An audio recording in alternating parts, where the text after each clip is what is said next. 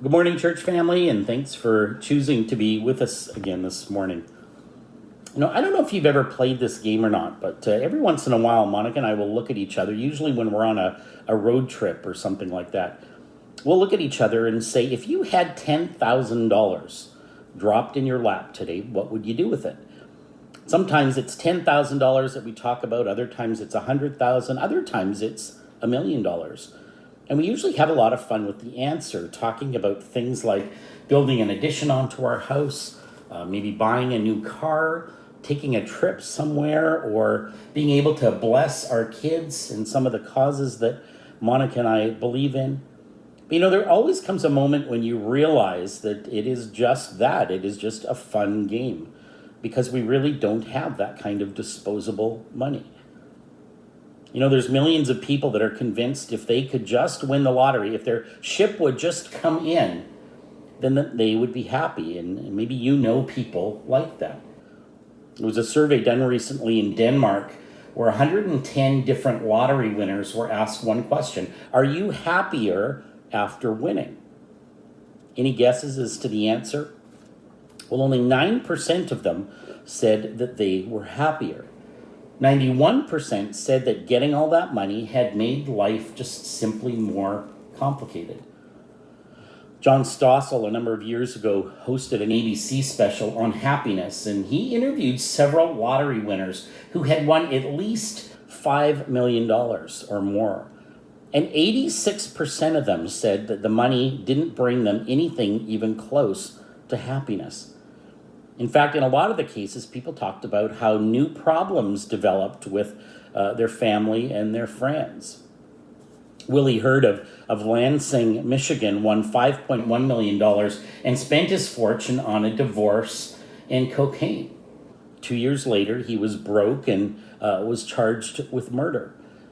Phil Kitchen won $8.9 million and just months later was found dead on his couch. Apparently, he had drunk himself to death. Dennis Elwell won $12.2 million and died at work a year later, shortly after telling his co-worker that he had just drunk cyanide. Kaylee Rogers, a 16-year-old British teenager, became a lottery millionaire and said, 2 months ago, I thought I was the luckiest teenager in Britain, but today I can say with certainty I have never felt so alone. If you were with us last week, then you know that we talked about one of Moses' very powerful prayers in the book of Numbers. We said that one of the lessons that God had tried to teach the nation of Israel was to be careful of what you ask for, because you might just get it.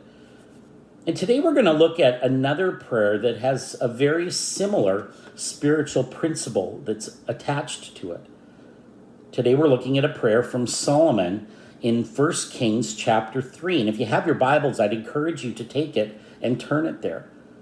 And it shows another side of this whole principle. It shows us the prayer of a man who asks for something, and the request pleased God. In fact, God was so impressed with what Solomon asked for that he granted him his request and blessed him with a lot more things that he didn't even ask for. Solomon's life is really a good reminder to us that God has placed really before all of us the opportunity to make good choices and great decisions. And sometimes a person's life can even be defined by their decisions. But let's start off by briefly looking at who it was that Solomon was. And we're given some background on him in the earlier part of 1 Kings. We're told that at this time that the book was written, he was most likely 19 or 20 years old. We also know that he was the son of King David. And if you remember a few weeks ago when we looked at David's prayer in Psalm 51, we talked about how it was a prayer of repentance and a prayer of restoration from sinning with Bathsheba. Well, Solomon was actually the second son of David and Bathsheba. We know that David was also the king of Israel for 40 years. He ruled 7 years in Hebron and 33 years in Jerusalem. And Solomon was the one that succeeded his father on the throne after a bit of a struggle. And if you're interested in reading some more about that, you can find that in 1 Kings chapter 1.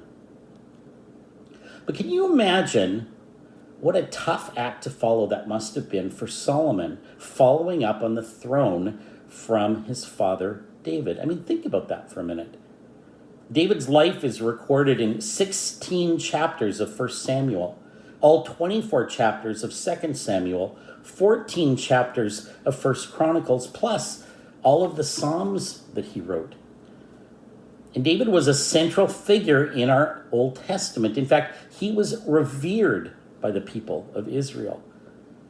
And Solomon knew that he had some pretty huge shoes to fill. And you had to wonder, what kind of a king would Solomon choose to be? David's death is actually recorded in 1 Kings chapter 2. And on his deathbed, David gives some advice to his son Solomon. And the passage is recorded this way, starting in verse 1 of 1 Kings chapter 2. It says, "When the time drew near for David to die, he gave a charge to Solomon, his son. 'I am about to go the way of all the earth,' he said. 'So be strong, act like a man, and observe what the Lord your God requires. Walk in obedience to him and keep his decrees and commands, his laws and regulations as written in the laws of Moses. Do this so that you may prosper in all you do and wherever you go, and that the Lord may keep his promise to me. If your descendants watch how they live, and if they walk faithfully before me with all their heart and soul, you will never fail to have a successor on the throne of Israel.'" Now I'm moving down to verse 10, but it goes on and it says, "Then David rested with his ancestors and was buried in the city of David. He reigned 40 years over Israel, 7 years in Hebron and 33 in Jerusalem. So Solomon sat on the throne of his father David, and his rule was firmly established." And as we move into the 1 Kings chapter 3, the chapter we're going to look at this morning, we really do need to understand that Solomon is undergoing a lot of change in his life. I mean, as we just read, his father had just died. His brothers, were told in that chapter, were not trustworthy or reliable and would be of no help to him at all. He's now got this responsibility and authority that's been thrust on him that he knew was coming, but he probably wasn't really ready for it. He has both international issues to plan and manage, as well as these significant domestic issues. And because he is king over God's people, they had to be governed according to God's laws and precepts, and if in fact they wanted to be blessed by him. You kind of get the sense, especially early in Solomon's reign, that Solomon wanted to represent God well. But he also felt the weight of maintaining his dad's legacy. He knew, like his dad knew, that they weren't just the king over any old nation, but they were called to be the king over God's chosen people. And again, you have to ask, what kind of king would Solomon choose to be? Well, we find out the answer to that in chapter 3, and it starts off this way in verse 1. "Solomon made an alliance with Pharaoh, king of Egypt, and married his daughter." And I don't know about you, but when I read this, I thought, boy, you have to be impressed with how things had changed. From 400 years of slavery to now being such a sizable force that they're now making an alliance with Egypt. Seems kind of ironic, don't you think? The passage goes on. I'll read verse 1 again. It says, "Solomon made an alliance with Pharaoh, the king of Egypt, and married his daughter. He brought her to the city of David until he finished building his palace and the temple of the Lord and the wall around Jerusalem. The people, however, were still sacrificing at the high places because a temple had not yet been built for the name of the Lord." Verse 3, "Solomon showed his love for the Lord by walking according to the instructions given to him by his father David, except that he offered sacrifices and burnt incense on the high places. And it's really interesting to note here that Solomon ruled this whole area that was really from the Euphrates all the way down to the river of Egypt. In fact, he ruled over so much land that the Egyptian pharaoh at that time thought that it was prudent to enter into a peace treaty with him. And as part of that treaty, as we read, Pharaoh gave Solomon one of his own daughters to be his wife. Verse 4 continues, the king went to Gibeon, and Gibeon, by the way, was about 6 miles north of Jerusalem. The king went to Gibeon to offer sacrifices, for that was the most important high place. And Solomon offered 1,000 burnt offerings on that altar. Now let's just pause there for a minute, because you might be wondering why that's an important fact for us to even know about. But in essence, we're being told this because this is kind of a summary of Solomon's spiritual life at this moment. And it's letting us know that he was continuing to worship the way that his father did. But this is where our story takes a bit of a turn and gets rather interesting, because we're told this in verse 5. At Gibeon, the Lord appeared to Solomon during the night in a dream. And God said, ask for whatever you want me to give you. So one night while Solomon was worshiping at the temple, God appears to him and basically offers him whatever his heart desires. And keep in mind that he's 19 or 20 years old, was probably feeling somewhat overwhelmed at this particular moment, but was also very mindful of his father's legacy. I mean, this was the same God that used to walk and talk so closely with his dad. And now here he is talking with him.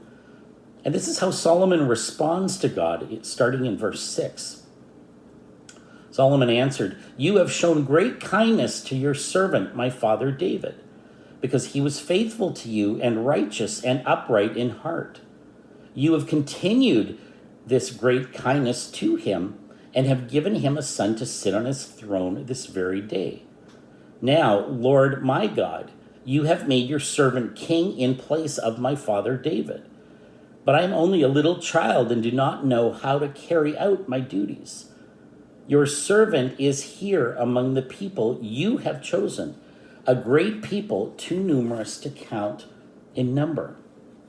So give your servant a discerning heart to govern your people and to distinguish between right and wrong. For who is able to govern this great people of yours? I love that Solomon began this dialogue with God by expressing his gratitude for all that he had done for his dad. You get the sense that he is hoping and wishing and pleading and asking for the same kind of relationship as well. He also approaches God with humility and acknowledges that as king, he really didn't know what he was doing. He says, I'm only a little child and do not know how to carry out my duties. He's really saying, I don't know how to run an empire. I don't know how to lead your chosen people as well as my father did. I also find it interesting that Solomon was feeling the burden of having the responsibility for so many people, people who at this point in history were so numerous. This passage says it was even beyond counting. And to top that all off, he knew that they were the chosen, hand-chosen people of Yahweh. And with all that doubt and worry and with all those feelings of being overwhelmed, what is it that he asks for? I mean, did he ask for protection? Did he ask for safety? Did he ask for an unstoppable army? Did he ask for the annihilation of his enemies? Did he ask for all of his problems to go away? He doesn't ask for any of those things. From the bottom of his heart, he asks God to give him a discerning heart to govern your people and to distinguish between right and wrong. Just think about that for a 19-year-old to answer it that way. The word discerning in this passage literally means to hear. So Solomon is asking for the clarity to hear God. And in the ancient world, heart was taught as being the source of a person's thoughts and mind, as well as their emotions. And the ancient Hebrew people believed that all three of those things together combined formed the foundation for what we would call wisdom. They believed it was with the heart that a man thought and willed and experienced. And Solomon wanted to be able to judge between good and evil, between right and wrong, and between what was wise and unwise. And above everything else that he could have asked for, this is what he wanted most of all. Keep in mind that this is the same Solomon that would later go on to write the book of Proverbs. And in that book, he would eventually write in Proverbs 10, wisdom is found on the lips of the discerning. Proverbs 14, he said, the mocker seeks wisdom and finds none, but knowledge comes easily to the discerning. Proverbs 17, a discerning man keeps wisdom in view, but a fool's eyes wander to the ends of the earth. So why do you think Solomon asked for this? Do you have any ideas? I mean, why wisdom? Why did he ask for a discerning heart? If you take a deeper look at why Solomon made that choice, you find out that he didn't come up with it really on his own. He didn't come up with it by himself. In fact, his dad, David, greatly influenced that decision. When you look over the book of Psalms, which was predominantly written by Solomon's dad, you find that time and time again, there are these words that were penned specifically directed at his sons. And they list over and over and over again that there's no greater goal that a person could pursue than wisdom. We give Solomon a lot of credit for pursuing a discerning heart, but maybe we don't give him enough credit for just simply listening to his dad. Maybe we need to give him credit for just paying attention. Maybe I'm reading too much into this, but you get the impression that when God asked him to pick something, that it didn't take him very long to come up with this answer. And maybe that's because his dad had told him, and as it's written in Psalm 111, the fear of the Lord is the beginning of wisdom. A good understanding have all those who do his commandments. Psalm 39, prayer for wisdom and forgiveness, I said. I will guard my ways, lest I sin with my tongue. Psalm 49, my mouth shall speak wisdom, and the meditation of my heart shall give understanding. Psalm 51, behold, you desire truth in the inward parts, and in the hidden part you will make me to know what? Wisdom. Psalm 90, so teach us to number our days, that we might gain a heart of wisdom. When Solomon's time had come, when that moment of truth was in front of him, when he was put on the spot and asked by God, what is it that you want? When that defining moment in his life was right there. He didn't need to think about it. There was no real decision that needed to be made because he understood what had the highest value. And how did God respond to this? Well, in verse 10, we're told, verse 10 says, the Lord was pleased that Solomon had asked for this. I love that the word pleased here in the original Hebrew means something that gives you an extreme joy. Verse 11, so God said to him, since you have asked for this, and not for a long life or wealth for yourself, nor have asked for the death of your enemies, but for discernment in administering justice, I will do what you have asked. I will give you a wise and discerning heart, so that there will never have been anyone like you, nor will there ever be.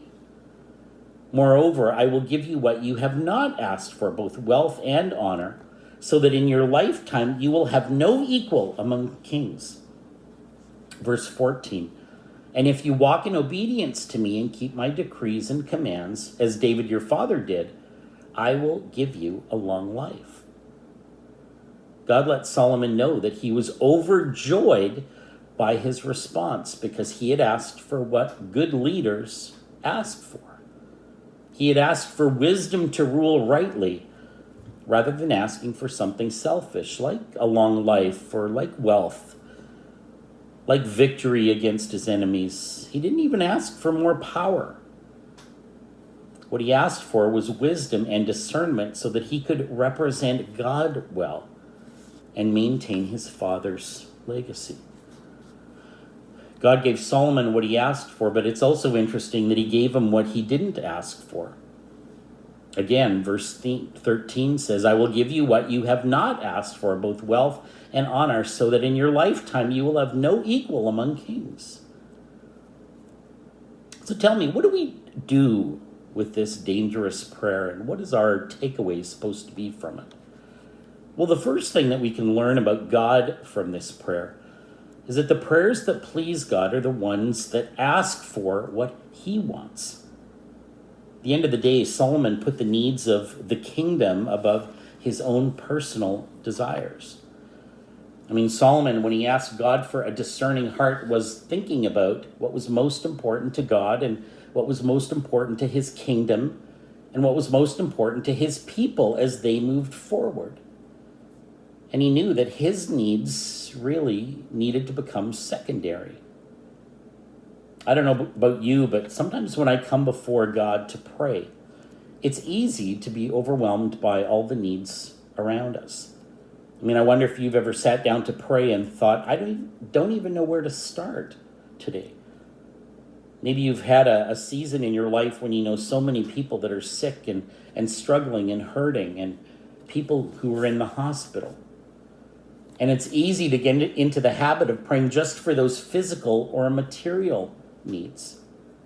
And those are great things to be praying for. Please don't misunderstand me here, but I wonder if we're guilty sometimes of spending a disappropriate amount of time on those things, while forgetting to pray for the kingdom of God's spiritual matters that also have eternal significance. Lord, help me to see what you are doing. Help my church to see what you're doing. Lord, help move me in my life. Lord, move in the life of my church. Lord, help us to see the injustices around us. Lord, help us to discern right from wrong. Lord, give us the boldness to stand up to those injustices. Or I love how Solomon prayed, Lord, I am only a little child and do not know how to carry out my duties. So give your servant a discerning heart and help me to distinguish between right and wrong. What a powerful prayer. And the prayers that please God are the ones that ask for those things that he wants. The second thing we can learn about prayer here is the prayer that pleases God is the one that shows our trust in his goodness. And Solomon didn't start this prayer by telling God what he wanted. His prayer started off by recounting God's kindness and his love and his mercy. He says, you have shown great kindness on your servant, my father David. You have continued this great kindness to him and have given him a son to sit on his throne this very day. You have made your servant king in place of my father David. You have chosen a great people, too numerous to count our number. Solomon's prayer started by acknowledging that he knew who he was dealing with. He knew who he was talking to. He knew those things that God had done. He knew where the credit for everything his dad had done really needed to be laid. He knows how faithful God has been to his dad, and he knows of God's great acts of protection and provision with his people. Solomon knows who he's talking to, and compared to him, Solomon knows that he is just a child. Solomon is saying, my father David trusted in your goodness, and I'm going to carry on his legacy now. The third thing we can take from this prayer is that the prayer that pleases God is one that recognizes our own true needs. And all throughout this passage, you hear that Solomon knows that he's young and he knows that he's inexperienced. You sense that he understands that the weight of his responsibility, and he's acknowledging that in many ways he's in over his head. And it was with that realization that it drove him to ask for what it was that he needed. You know, it's interesting, as someone who's been a pastor for more than 30 years, let me make a brief observation about a lot of Christians. If you are listening to this and you don't think that you need God's help, then chances are you are not going to pray. Our own self-sufficiency at times blinds us to the need to ask God for anything. We just don't think that we need to. We think that we're doing just fine. We think that we can handle it on our own. We can make it. We try and convince ourselves that we're an island unto ourselves. My friends, understand that one of the things that we can take from this important prayer of Solomon is that the prayer that pleases God is one that acknowledges that without him we can do nothing, and I mean nothing, of eternal value. So the takeaways from this prayer are simply this. The prayers that please God, they ask God for what he wants. They trust in the goodness of God. And they recognize that without him, we can accomplish nothing.